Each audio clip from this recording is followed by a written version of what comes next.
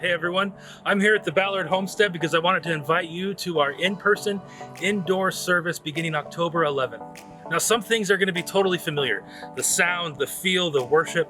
However, there's some things that are going to change. We are incorporating some safety measures in order to comply with local and state guidelines. So come on in, I wanted to give you a preview of what it'll look like when you arrive.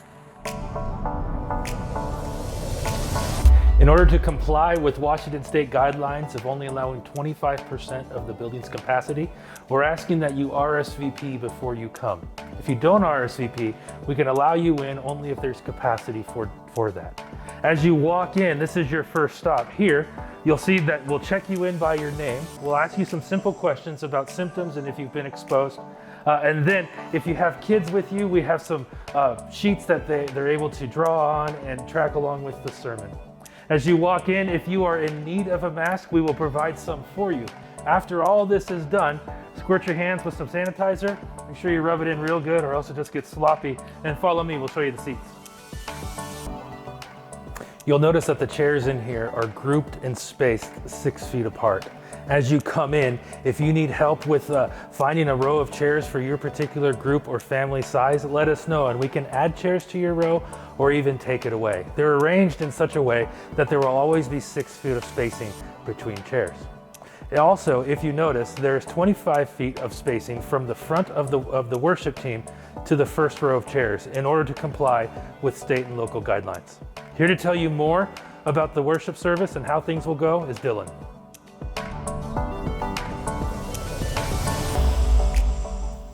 Hey guys, we are so excited to be back together and worshiping. We believe that it's essential for our community and our people to be gathering together, worshiping in person.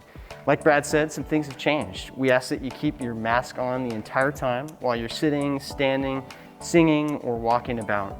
We've also made sure that our services are under an hour to limit your exposure and to honor your time. We're just excited to be back here and worshiping together. Thanks, Dylan. As you leave the service, we are asking that you use the south doors in order to exit. When you do exit, you'll notice on your left-hand side will be a table that is full of resources that we offer you as a church. Ways to connect with others in Bible studies or in small groups, what we call gatherings. And then there's ways that you can jump in many of our service projects around town or even here on a Sunday. Then put some hand sanitizer on your hands and walk out and enjoy the rest of your day. Over the past few months, I've gotten so many questions about us meeting.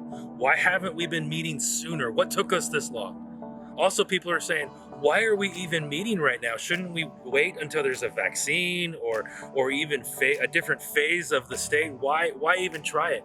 And then some others are even saying, let's not meet at all. Let's just, do online for the rest of forever. There's a spectrum of things that we should do right now. And I wish there was a one-size-fits-all answer to solve all of those questions, but there isn't. This is what I'm hearing. I'm hearing that anxiety and depression have increased by 40%. Destructive habits are taking over. Pornography addiction is on the uptick. Marriages are crumbling. People's lives aren't doing well with isolation. So after a lot of prayer, a lot of listening for the Spirit to lead, we're going to meet again. And we're honored to do all of this. We're honored to do this kind of mitigation in order for those people who are having the most difficult time to come and experience the gathered community. For them, the gathered community is essential not only to their lives as Christ followers, but to their actual life. Some people are fine staying at home and watching online and staying virtual. That's great. Some people should do that based upon their pre-existing conditions or their health. But for a group of people to gather together for gathered worship is going to be essential to their faith. And we're happy to do these regulations and mitigations in order to accomplish that. And we're also honored to up our game when it comes to our virtual service, to make our live streams better, so that those who are at home still will have a great experience as they worship together with us virtually. So whether it's in person here at Bethany Ballard or at home or in your little home group, we are excited to worship with you on October 11th.